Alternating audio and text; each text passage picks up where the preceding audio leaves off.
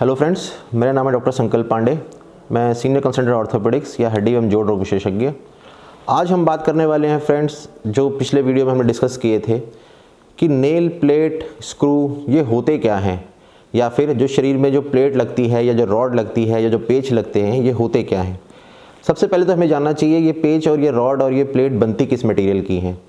तो दोस्तों दो तरीके का मटेरियल होता है, या तो स्टील जो स्पेशली मेडिकल इम्प्लांट्स में या जो शरीर के अंदर जो भी रॉड लगती है उसको बनाने का काम आता है, वो होता है 316L।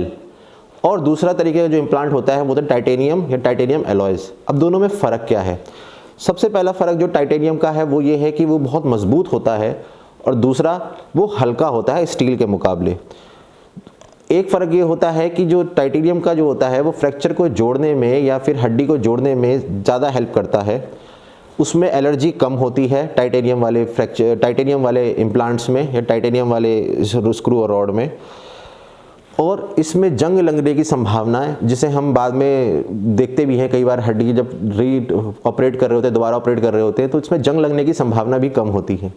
तो अब आप पूछेंगे बढ़िया कौन सा वाला है, तो मैं बढ़िया बोलूँगा कि आपसे टाइटेनियम कई गुना बेहतर है स्टील के मुकाबले। दूसरा, जब कभी मल्टीपल फ्रैक्चर्स होते हैं या पॉलीट्रॉमा होता है या काफ़ी सारी हड्डियाँ जो बहुत ही मेजर रोड साइड एक्सीडेंट हो जाए, उसके अंदर शरीर की काफ़ी सारी हड्डियाँ टूट जाएँ, ऐसी कंडीशन में हमेशा टाइटेनियम के जो रॉड्स और प्लेट्स होती हैं वो लगानी फ़ायदेमंद रहती है, क्योंकि हमें MRI कराना होता है। स्टील की प्लेट में MRI कराना थोड़ा डिफिकल्ट काम होता है, जबकि टाइटेनियम में बहुत आसान होता है। तो ओवरऑल देखें या मोटा मोटा देखा जाए तो स्टील जो टाइटेनियम की प्लेट्स हैं या टाइटेनियम की रॉड्स हैं वो ज़्यादा बढ़िया हैं स्टील के मुकाबले। तो अब इसमें फ़र्क क्या होता है, तो टाइटेनियम ज़्यादा क्यों नहीं लगता है और स्टील क्यों लगता है ज़्यादा, मतलब स्टील और टाइटेनियम के फिर हम हमेशा टाइटेनियम क्यों नहीं लगाते हैं, स्टील क्यों लगाते हैं? दोस्तों टाइटेनियम में और स्टील में कॉस्ट का डिफरेंस आ जाता है और ये अच्छा खासा डिफरेंस हो जाता है। अब जो इम्प्लांट्स आते हैं या रॉड्स और प्लेट्स आती हैं जिनको हम इम्प्लांट बोलते हैं, ये बहुत सारी कंपनियों की डिफरेंट आती हैं। ये इंडियन कंपनीज़ की भी आती हैं, ये फॉरेन कंपनीज़ का भी आता है। सबकी कॉस्ट में डिफरेंस है, सबकी खूबियाँ और खामियाँ सबकी अलग अलग हैं। वो ऐसे डिस्कस करना बड़ा ही मुश्किल काम है। लेकिन आप ये मांगे चलिए कि जैसे एक पेन होता है, तो एक पेन 2 रुपये का भी होता है, 10 रुपये का भी होता है। पार्कर का पेन लेंगे तो 50-100 रुपये का भी होगा। इसी तरह से जैसे पेन में डिफरेंसेस आते हैं, इसी तरीके से हर कंपनी के प्रोडक्ट में या हर कंपनी की नेल और रॉड में डिफरेंस होते हैं। आगे हम देखते हैं दोस्त कि ये प्लेट क्या होती है, ये रॉड क्या होती है, ये स्क्रू क्या होते हैं। फ्रेंड्स, अब हम जानते हैं कि नेल और प्लेट होती क्या है। सबसे पहले हड्डी में लगने के लिए अभी हमने आपको बताया कि टाइटेनियम की और स्टील का फ़र्क क्या होता है। तो ये देखिए, ये टाइटेनियम की प्लेट है और ये स्टील की प्लेट है। इसका वज़न देखूं तो टाइटेनियम की प्लेट का वज़न हल्का है, जबकि स्टील की प्लेट का वज़न ज़्यादा भारी है। दूसरी चीज़, ये नेल है हमारे पास, जिसे हम रॉड कहते हैं, जो हड्डी के अंदर रॉड डाली जाती है। ये रॉड हड्डी के अंदर डालने के बाद इन स्क्रू से हम इनको जो है हड्डी में टाइट कर देते हैं इस तरीके से। अब हम आपको ये लाइव बोन मॉडल में दिखाएंगे कि ये प्लेट और नेल लगाते कैसे हैं हम। आप आके देख सकते हैं यहाँ पे कितनी तरीके की डिफरेंट तरीके की प्लेट, शरीर के हर हड्डी के लिए अलग अलग तरीके की प्लेट्स बना रखी हैं। अलग अलग तरीके की रॉड्स होती हैं, जैसे ये रॉड हो गई, ये रॉड हो गई। शरीर के हर हिस्से के लिए, हर अलग हिस्से के लिए, शरीर की हर अलग हड्डी के लिए एक अलग अलग तरह की रॉड हमारे पास होती है। ये फ्रेंड्स हम देख सकते हैं कितनी तरीके की प्लेट हमारे पास है। ये डिफरेंट प्लेट्स होती हैं, अलग अलग तरीके की प्लेटें हैं। ये शरीर के अंदर जो प्लेट डालते हैं वो यही प्लेटें होती हैं। शरीर के हर हिस्से के लिए, हड्डी के लिए अलग अलग तरीके की प्लेट होती है। और जो प्लेट होती है ये भी नहीं होता कि एक ही हड्डी के लिए 2-3 तरीके की प्लेट भी हो सकती है। इसी तरीके से ये रॉड है हमारे पास जो आप देख रहे हैं, ये शरीर के अलग अलग हड्डियों के लिए अलग अलग तरीके की रॉड होती है जो हम शरीर में डालते हैं। अब हम देखेंगे कि नेल और प्लेट डाली कैसे जाती है शरीर के अंदर। मान लीजिए ये हड्डी है जिसे हम टीबिया की बोन बोलते हैं या पैर की हड्डी होती है। ये जो काला काला हमने देखा है, सपोज फ्रैक्चर हो गया है, यहाँ से हड्डी टूटी हुई है। सबसे पहला काम तो सर्जन का होता है ऑपरेशन में कि इस हड्डी को अपनी जगह पे बैठाना, मतलब अलाइन करना हड्डी को। जब हड्डी बैठ जाती है अपनी जगह पे, इसके बाद जैसे ये प्लेट है हमारे पास, इस प्लेट को इस हड्डी की सतह पे लगाया जाएगा और इसके बाद प्लीज़ हम इसे ड्रिल करते हैं।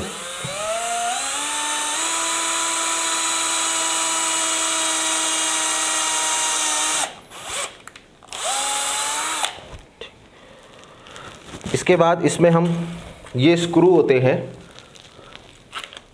ये हमने छेद करा था फ्रेंड्स। इसके बाद हम इसके अंदर, हड्डी के अंदर ये स्क्रू डाल रहे हैं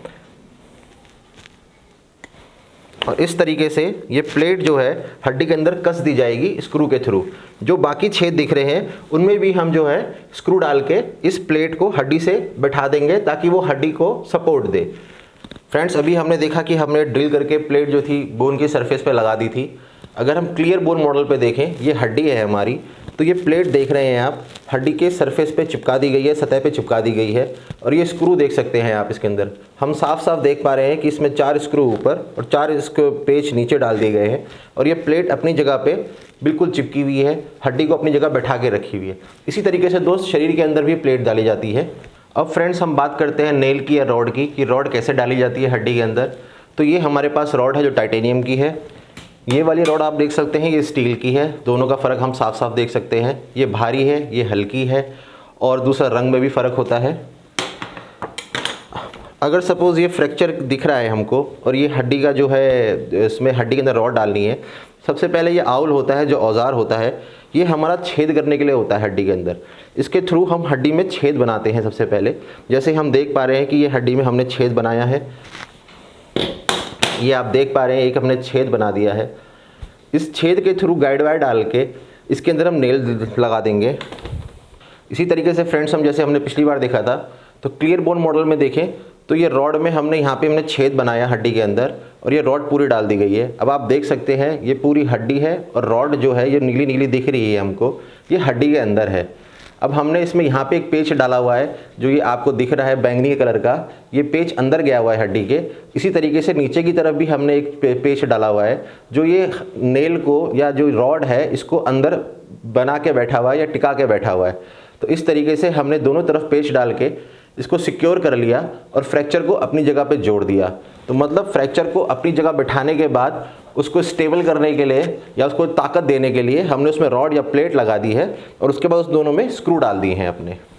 दोस्तों, अब बात करते हैं स्क्रूज़ की या पेच की। अब हम देख सकते हैं कि यहाँ पे ये बहुत ही छोटा सा फ्रैक्चर जो है, छोटे से टुकड़े का फ्रैक्चर हुआ है। अब इस छोटे से टुकड़े के फ्रैक्चर में प्लेट लगाना या रॉड लगाना बड़ा ही दुर्गम काम है। तो इसके लिए हम सिर्फ पेच से ही काम चला सकते हैं। इस हड्डी में इसके थ्रू हम ड्रिल करेंगे यहाँ पे।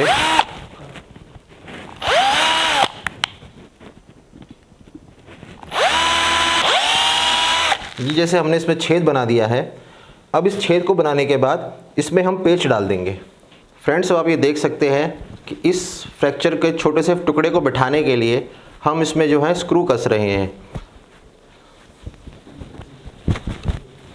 ये हम देख सकते हैं कि ये स्क्रू जो है अपनी जगह पे जाकर बैठ गया है और ये हड्डी में इसी तरीके से 2 स्क्रू डाल के भी इस छोटे से फ्रैगमेंट को, जो छोटा सा टुकड़ा है हड्डी का, उसको अपने मुख्य भाग से जोड़ दिया है। फ्रेंड्स, कुछ कंडीशन में जिसमें फ्रैक्चर का जो टुकड़ा होता है वो बहुत ही छोटा, जैसे हम देख सकते हैं काला काला कर रखा है, बहुत ही छोटा सा टुकड़ा है, या फिर बच्चों की हड्डियों में, या फिर जो फ्रैक्चर ओपन फ्रैक्चर होते हैं या जिसके ऊपर घाव होता है, उन फ्रैक्चर के केसेस में हम कोई स्क्रू, प्लेट या नेल नहीं डाल सकते हैं। सिंपली एक के वायर होती है जो आप ये देख पा रहे हैं, इसे हम के वायर कहते हैं, जो तार की तरह अगर हम बोले तो इस फ्रैगमेंट पे हम यहाँ बैठा के और इसको अंदर बैठा देंगे इस तरीके से, और इस तार को यहाँ पे हम काट देंगे। अब दोस्तों, हमने जान लिया कि प्लेट क्या होती है, स्क्रू क्या होती है और रॉड क्या होती है। अब लास्ट में हम जानते हैं कि इनको शरीर का ऑपरेशन हो गया, ऑपरेशन के कितने महीने या कितने साल बाद हमको जो है स्क्रू या प्लेट निकलवानी होती है, या निकलवानी होती भी है या नहीं होती है। ये बड़ा ही कंट्रोवर्शियल या जिसे कहते हैं कि डिबेटेबल क्वेश्चन है। प्रॉब्लम क्या आती है कि कई सर्जन्स जो होते हैं वो बिलीव करते हैं कि जितना भी शरीर में इम्प्लांट है, जितनी भी रॉड और प्लेट है, सबको निकाल देना चाहिए। कुछ लोग मानते हैं कि नहीं, उन्हें छोड़ देना चाहिए। हर कंट्री के, हर देश के अलग अलग इसमें नियम बने हुए हैं, नियम और कानून हैं। अगर आपको प्लेट और रॉड से निकलवाने का मन हो रहा है, या कभी आपने पढ़ा है कि नहीं मुझे प्लेट और रॉड निकलवानी है, तो उसके लिए जानना चाहिए कि किन किन कंडीशंस में प्लेट और रॉड निकलवानी चाहिए। सबसे पहले कंडीशन तो होती है इन्फेक्शन। अगर कहीं पे जो है इन्फेक्शन हो जाए तो हमें प्लेट और रॉड निकालनी पड़ेगी। प्लेट और रॉड की जगह पे अगर हमें दर्द हो रहा है तो वो निकालनी पड़ती है। अगर प्लेट में उभार आ जाए, मान लीजिए वो शरीर की स्किन से या खाल से हमें दिखने लग जाए, तो भी निकलवा सकते हैं उसको। या फिर जो रॉड या प्लेट है वो टूट जाए शरीर के अंदर तो उसे निकालना पड़ता है। इन कंडीशन में तो हम मान के चलते हैं कि निकालना ही पड़ता है। कुछ केसेस में पेशेंट खुद आके बोलता है कि मुझे डिफ़िकल्टी हो रही है, परेशानी हो रही है रॉड या प्लेट की वजह से, तो इसलिए भी निकालना पड़ता है।